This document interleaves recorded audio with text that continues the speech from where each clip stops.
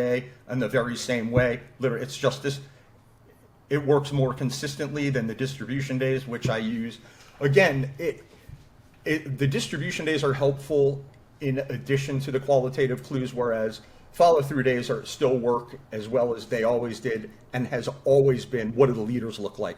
Because you can have follow-through days that fail, and I'll tell you, it's almost very easy. If you're paying attention to the leadership, it's typically easy to tell which ones are going to fail and which ones are going to work just by the way leaders are shaping up. It took me a long time. I'm not going to say to figure it out. I can't tell you how many times the guys at O'Neill, whether it be Bill or one of the other more senior portfolio managers, I'd ask a question. They'd be like, Ross, just watch the leaders. Just watch the leaders. And I'm like, man, what kind of, that's such a blow off answer. I'm bothering you, aren't I? Right? But no, those three words are everything to watch the leaders. If you want to know what the market's going to do, watch the leaders. And so, right? Yeah. And so the qualitative factor you're talking about with both the distribution days and the fall through day is, what are the leaders doing? Are they shaping up in new bases altogether, breaking out? That would suggest the fall through day is much more likely to be successful versus if there's no setups or, names are still low in the base, not really looking ready to make a move. That's the qualitative factor with the fall through day. And then with the distribution count, for you, watch the leaders is much, much more important now because, these can provide a lot of false signals, maybe because of the increased volatility, the HFT, as you mentioned, and it's just much more helpful to see, what are the top 10 liquid institutional names doing? Are they just trending, or are they breaking lower on volume, changing character, becoming more volatile, more wide and loose? Those are the qualitative tells that you're looking for that are much more important than this in terms of your gauge of whether the market trend is healthy or going to continue to be an uptrend. So just thought I'd add that. Yeah, you're exactly right. And unfortunately, I wasn't able to go and look, but I'm going to tell you, right? So I've seen this happen way too many times post 2008, an 8 or 9 day distribution cluster. But if leadership looks good, ignore it.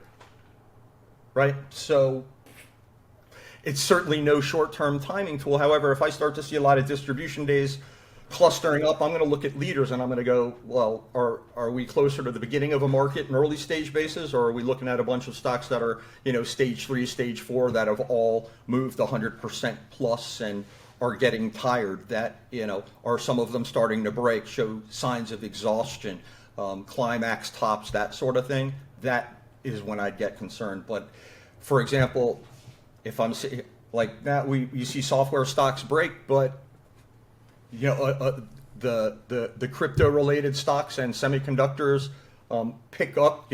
As those stocks sell off, these gain all of the rotation. That's what ultimately holds up the market, is healthy rotation. So it's fine if the software stocks crack and take trips to their whatever it be, the 21, 23, 50-day moving averages.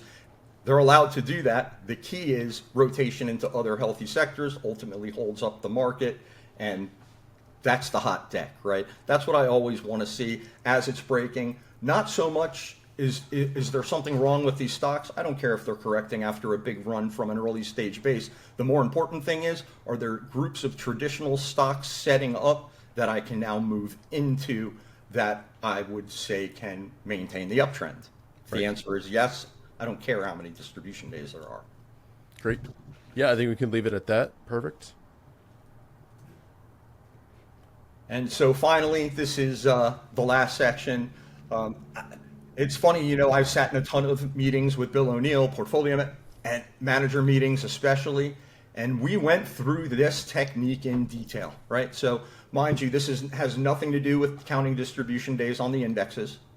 This has strictly for looking at individual stocks, weekly basis, looking at all of the weeks on above average volume, and then assessing, and this is going to take us back but anyway, assessing whether it's an accumulative week or a distributive week, and don't just, if it's red, bad, blue, green, or blue, good.